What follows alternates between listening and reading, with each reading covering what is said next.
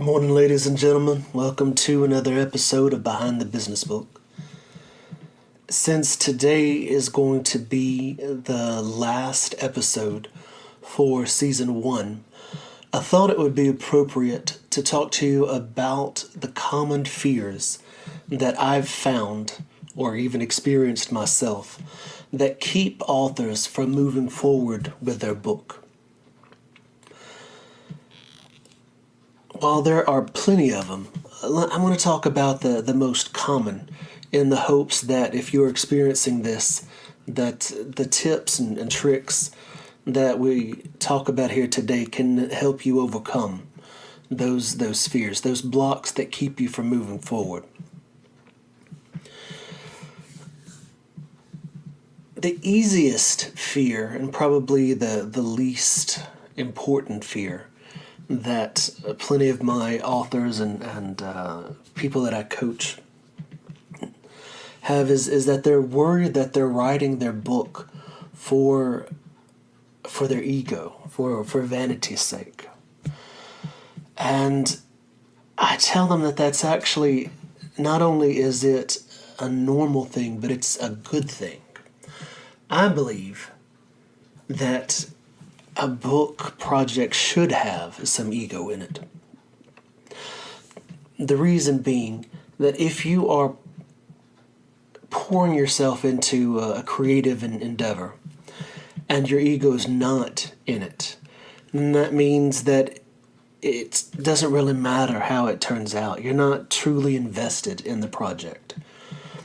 If on the other hand you have some ego, which is to say that you have some pride in the project, it's going to be your name on the book. It's going to be your image, your brand, your reputation that this book either enhances or diminishes.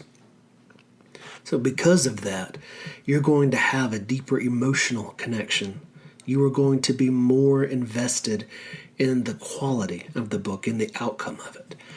So instead of worrying about whether you're doing this for the right or wrong reasons, whether you're doing this for just personal gratification or actually as a professional endeavor, embrace the fact that it can be both. You can write a book that adds tremendous value to your industry or offers unique insights to your readers, while at the same time creating something that you're proud of. A book is an uniquely intimate creation. There are few things like a book for us to invest ourselves emotionally, even if it's a business book on career guidance or on statistical process control. It doesn't matter. The fact is that it's an act of creation, and we want to make sure that it's something that we're proud to share with the world. So don't be afraid that there is some ego there. There is. Admit it, acknowledge it, and keep it in its proper place. Now, the second most common fear that I hear is that authors are afraid that they're not up to the task, that they don't know enough to write a book. And it's an understandable fear. Writing a book is daunting. Sitting down to write a blog post or to write a report or to put together some copy for a sales brochure, those have expectations. You know, these are the parameters. This is how much you need to write. This is the point. It's a fairly small project, so it's easy to see the beginning and the end. And you don't have to do a whole lot of deviation or creation. It's pretty straightforward, right? This is the product we're selling. This is the summary of our findings. This is how to do process A and B and C. A book, on the other hand, we expect for a book to take us on an emotional journey. even if it's just a business book, we expect for good business books that we are engrossed in them, that they capture our interest and our attention and ideally our imagination. The best business books, I mean, they're as good as reading a narrative nonfiction or even a novel. But whenever you sit down and you stare at the blank page, it's pretty overwhelming. How in the world are you going to go from having nothing to having 200 or 300 pages of what? You're not even sure what all that's going to be in it. And whenever you start trying to get it out of your head, you just go blank. In fact, that's probably the most common problem I hear with my authors, is that they say, Derek, whenever I sit down to write, all these years of experience, these decades that I've had of professional insights and expertise and experience, it all goes down the drain. I can't remember any of it. It's like we just freeze.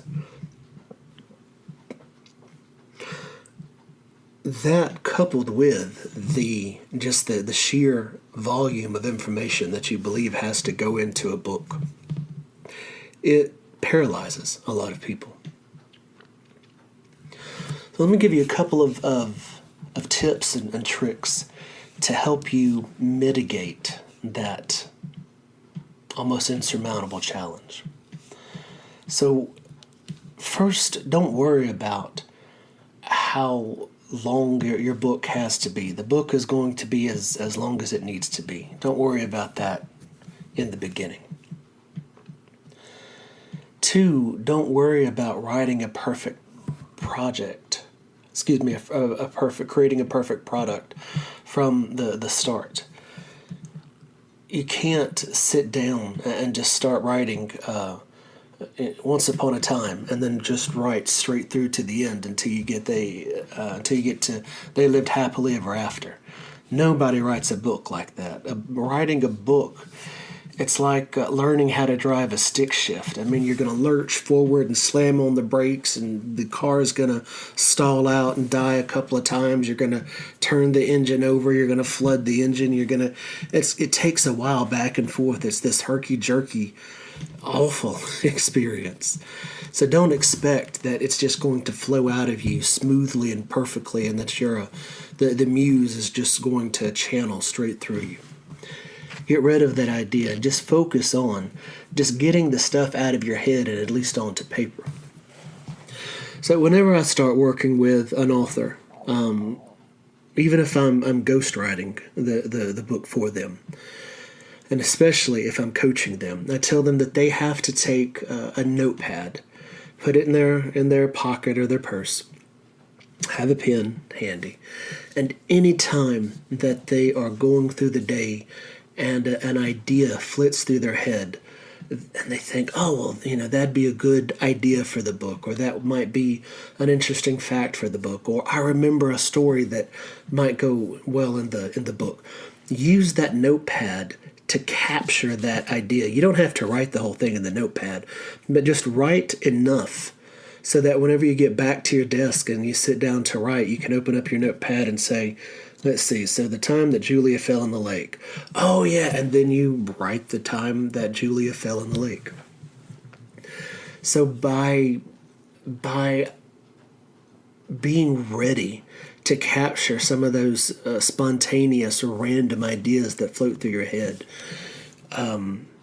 you'll be prepared whenever you sit down at the blank page to actually put something on there instead of just starting from nothing. And write down everything, a fact, an idea, a story, a quote somebody said to you, anything that you think would even remotely go into the book. Scratch it down on your notepad. Now, if you are like a lot of my contemporaries, you're in love with your gadgets, and I mean, I use a computer. It's not like I use an old typewriter and a hand crank phone. But I find that having the notepad there, it is a tangible reminder that I'm supposed to be thinking about these things. I'm supposed to be capturing these ideas. And I don't know about you. I mean, here I've got the latest iPhone, the latest update, and the latest everything. And I can still whip out a notepad and jot down an idea a lot faster than I can unlock my iPhone, go to Evernote, find the right notebook, make sure that it's the right note within that notebook, and then actually jot it down. It's just a lot easier. But we could debate that another time. The point being, just capture these things as you're thinking about them. So that is how you get stuff internally. But you should also seek some external catalysts to help get some of these things out. So have conversations with your peers, with your old bosses and your old coworkers, with your old clients and customers. Reach out to some journalists who are in your industry. Reach out to some thought leaders who are in the same space that you're in. Reach out to authors of books that you've read that one part really got you. Real-time conversations, face-to-face are ideal. Skype or a phone call are the next best thing, but if nothing else, just an email back and forth. And those conversations will often spark something that you hadn't been thinking about before, something that you weren't sure that you were comfortable with putting in the book.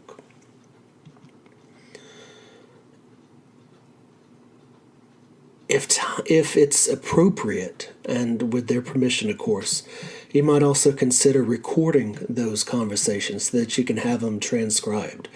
Because it's difficult in the heat of the moment to take notes quickly or to remember everything that was said, especially if you find a like-minded person. You start really geeking out on if you listen to the show from a couple of weeks ago, Michelle DeFilippo and I were geeking out about fonts and typeface and interior layout.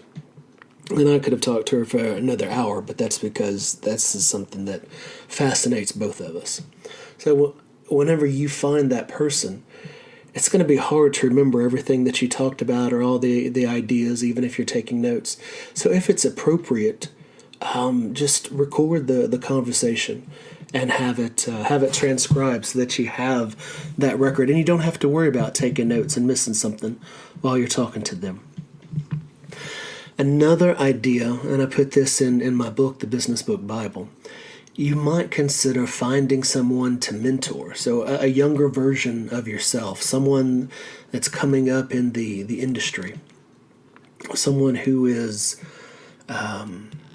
interested in the topic, and do a trade. So you could mentor them and talk to them about all these things, and they're going to ask questions like somebody from the outside would, because they're brand new.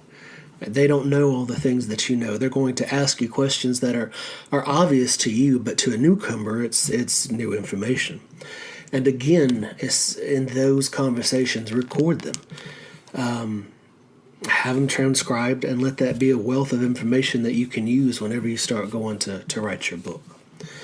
So again, the fear we're talking about here is that you don't know enough to write a book. If you have done anything in the same vein or area or geography or industry for at least 5 years, I promise you know enough to write a book on it. If you've been doing it for 10 or 15 or 20 years, you know enough to probably write 2 or 3 books. The fear isn't that, well, do I know enough to write a book? The challenge isn't, do I know enough to write a book? The challenge is, how do I get all of this out of my head and onto the page? So to address the fear of whether or not you know enough, I promise you do. I promise you do. In fact, I've seen people who have been in an industry or a new technology or a particular profession for only 3 years, but because of their relative expertise, they knew enough to write a book, maybe a short book, maybe a book that would be obvious to veterans who had been in those professions or those technologies for 10 or 15 or 20 years. But those same veterans hadn't written a book yet. So this person went out and wrote a book. So do you know enough to write a book? Yes, I promise. I absolutely promise that you do. So those are not trivial fears, the fear of ego, and especially the fear of worrying if you're up to the task. But the number one fear that authors express at just about every point in the process is they're worried about the book's reception. They worry that whenever they get it down on the page, it doesn't sound as good as it did in their head. They're afraid that they're going to write a book that nobody else wants to read. They're afraid that people are going to criticize their book, or that people are going to tear their book to shreds whenever it comes out.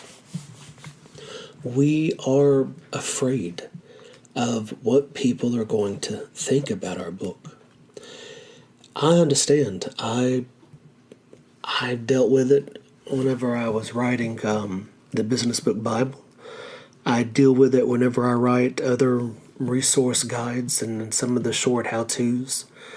I worry about it whenever I ghostwrite some chapters and send them to my authors for them to look at. I worry about how people are going to judge not just my writing style. I'm pretty confident in my writing ability. What I am afraid of is people judging the validity of my arguments or my points, or dismissing them because I can't back them up or because I can't justify them. So here's what I do for me, and again for my authors. One is, instead of focusing on the negative, instead of focusing on the potential critics and the detractors, I focus on the reader that I'm writing the book for. Whenever I think about that person, and I think about for them, the things that I'm writing, it's like water to a person in the desert. And I know, because whenever we've been on the phone and I'm telling them just some of these little tidbits, they are, I don't want to say overjoyed, and that's a little it's a little over the top, but they're hungry for the things that I've helped them with, because this is such a big problem. And so I help coach them, with this or with that, or give them a little bit of consulting on the publishing process. And for them, it's like gold. So whenever I'm writing, I have that person in my mind. I'm writing to that person. And I know that they are going to welcome the words that I put on the page, because it's the information, the advice that they've been looking for, that they've been needing. No matter what you write, you are always going to find people who criticize it, who think that it's not worth something, who think that it isn't backed up by enough evidence. They're going to dismiss it. You'll always find those people. Sometimes, they have a point, but often I find that the loudest critics are those who are the most insecure about their own personal issues. The criticisms that they have about your book are really masking the insecurities, the inadequacies that they have in their own profession. If you write a book, I promise you're going to have people who are jealous that you've written a book and they haven't. Now, I'm not saying to dismiss someone's suggestion, someone's criticism of your book, but you want to go find people who are going to do it well intentioned. So before you release your book, you want to go get some criticism, some feedback that you're going to use to strengthen your book. But you're not going to go to people that don't have your best interests at heart. You're going to go to a mentor, a peer, a friend, a colleague, a loved one, your significant other, who can give you honest feedback because they want to see you succeed and they want to make sure that you have all your bases covered whenever the book comes out. Whenever the book goes out, there will be people who criticize it. That will happen. But whenever you're writing the book, just forget about them. Don't worry about them. Focus on the people who need your book because they're the ones who are going to be buying it in the first place. The person who is going to criticize your book, they're probably not going to pick up the book in the first place. If they do, they're probably not going to read the whole thing. And even if they did, they're probably going to say the same thing that they would have said if they would have read a blog post or if they'd have attended a seminar, that it's not good enough, it's insufficient, they could do better, whatever. So the fear that we all have of worrying about what other people are going to think about our book, it's a valid fear, but it's something that we have to mitigate internally. It's something that we have to wrestle with in our own minds. And honestly, and I can tell you this from experience, from not only authoring my own works, but also ghostwriting and editing and coaching other writers and business authors. Whenever their book comes out, those hosts of critics and naysayers and detractors that they were prepared for, that they were so worried about, they didn't materialize. People are so worried about their own lives that they really don't have enough time to worry about yours. There were a couple of those, but their voices were drowned by the people who were clamoring for their book and for their insight and for their advice. So this fear that we have, don't let it stop you from sharing your book with the world. The person who needs your book, the value that your book is going to bring to them far outweighs the criticism of the few people out there who are going to think that your book isn't good enough. So I know it sounds cliche, but focus on the good and ignore the bad. There are a lot of other fears that authors work with, that they face, these internal demons, these inner critics, these inner voices in our head. But ladies and gentlemen, if you're listening to this, then I promise you've invested enough energy to get to this point. And that energy comes from the fact that there is a book inside of you that needs to get out. So please write your book. Don't worry about if it's going to come out perfect or not. Don't worry about how it's going to be received. Don't worry about all those things that can be taken care of later. But you can't solve all of those problems until you've at least written the rough draft in the first place. So I implore you, I support you, I admonish you, whatever other synonym you want to throw in here, to say, go out there and write your book. So like I said at the beginning of the episode, this is the end of season 1. I hope that you've got some great value out of listening to these episodes.